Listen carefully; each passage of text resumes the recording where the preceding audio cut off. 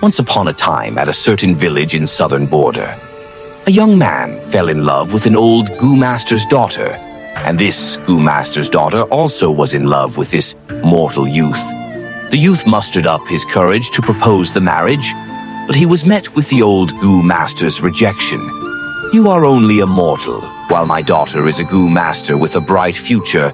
How could you be worthy of my daughter? Get lost." The young man implored and begged, but the old Goo-master sneered, "You are daydreaming, thinking I will let my daughter marry you. You, a mere mortal who cannot even brew tea. What use do you have?" The youth replied, "Isn't it just tea?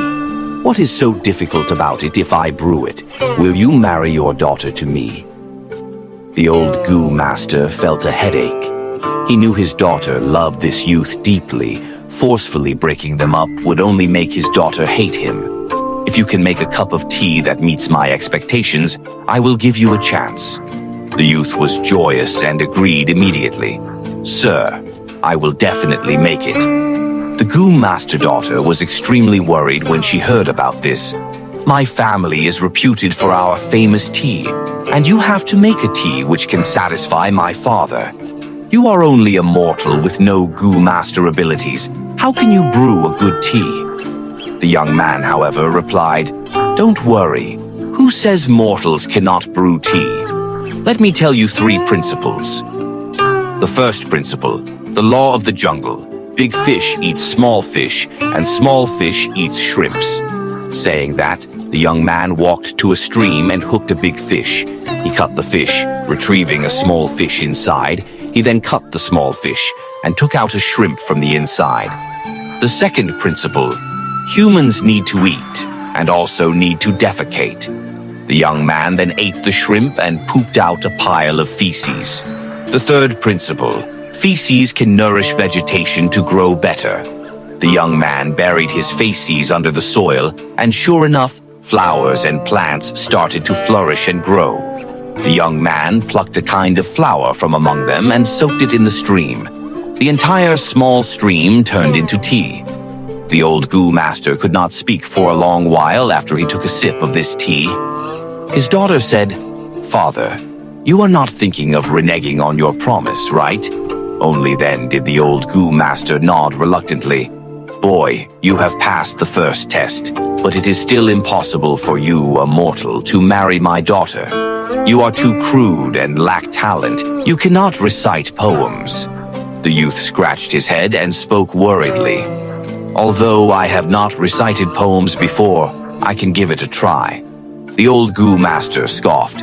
"You?" The youth asked back, "Why can't I?" "Boy, reciting poems is not just casually chanting a few phrases. We Goo-masters can cause heaven and earth to change by reciting poems. We can make humans dance with joy. Can you do that?"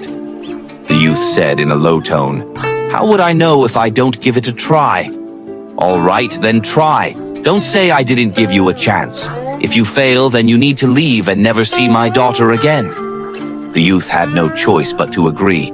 He began to pace around, thinking of a poem to recite. But he had never recited a poem before. He had no clue how to start. At this moment, he saw the ants on the ground. He saw the birds and the setting sun outside the window. Suddenly, he patted his head. He began to recite. "Sparrows fly low and snakes slither around. Ants move their homes as it rains down." Southern Border had many rainy days, and it was currently springtime as well. The youth had just finished speaking when light rain began to appear in the sky. The old Goo-master's expression changed. The youth continued. "A drop of spring rain resembles a drop of oil.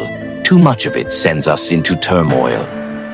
The rain got heavier and the sky turned dark. The old Goo-master's expression was slightly unsightly. The youth grabbed his head and scratched his cheek. "Elm trees droop as farming commences. Hair falls as seeds scatter." At this point, the youth was stuck, and for the life of him, he could not recite the final line. "I will give you some more time," the old Goo-master sneered.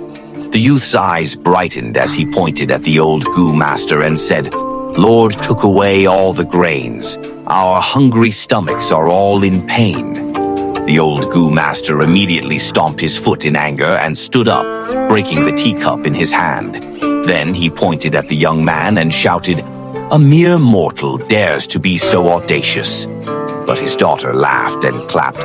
"Amazing! This song changed heaven and earth, and even made father dance." The old Goo Master was furious at seeing his daughter side with her boyfriend, but was unable to retort. "Good, good, good. Consider that you have passed the second test, but there is still the final one. You want to marry my daughter, what about the betrothal gift? Can you take out a betrothal gift that can satisfy me?" The youth lowered his head dejectedly. He lived in a thatched cottage, slept on a straw mat, and only had one set of patched clothes. "I will use all my assets as the betrothal gift." The youth spoke in a serious tone. "Let me see them," the old Goo Master said. The young man brought the old Goo Master to his residence, to that old thatched cottage. He then said, "These are all my assets." This old hut with holes everywhere. The old Goo Master pointed with disdain. "This straw mat that is about to break." The old Goo Master threw the straw mat. "These rocks used as stools." The old Goo Master kicked the rocks and broke them. The youth lowered his head. Every sentence the old Goo Master said made the young man's head lower further down.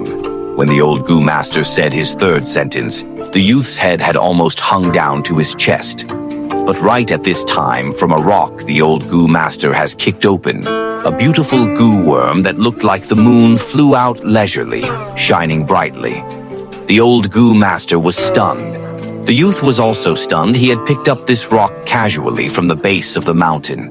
The old Goo Master's daughter cried out happily, "This goo worm is definitely enough as the betrothal gift, right?"